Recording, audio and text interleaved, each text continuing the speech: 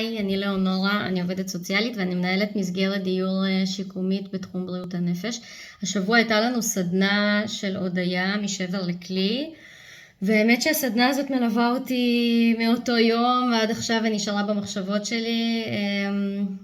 סדנה מאוד מאוד מאוד מיוחדת, חווייתית, עוצמתית, משמעותית מאוד.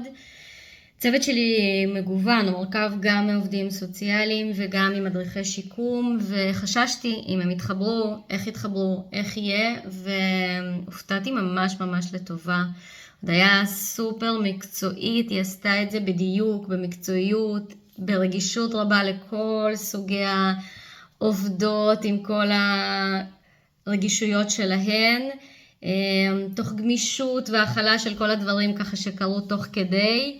זרמה, דאגה שהכל יהיה בנועם, ופשוט הייתה סופר מדויקת בהערות שלה, במחשבות על מה שקורה תוך כדי הקבוצה. לי כמנהלת זה היה מאוד מאוד משמעותי לראות את הצוות שלי, לראות את האינטראקציות, לראות איך הדברים פשוט עולים בלי שמתכוונים, גם מי שלא כל כך רצה לשתף, זה פשוט יוצא תוך כדי העשייה.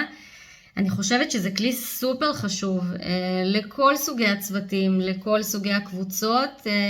אפילו הייתה לי מחשבה להביא את זה כאיזושהי פעילות למשפחה המורחבת שלי. אני חושבת שזה ממש מתנה. אז ממש ממש תודה לך הודיה, ואני ממליצה לכל מי שרק מתלבט או חושב לנסות את זה. מומלץ ביותר.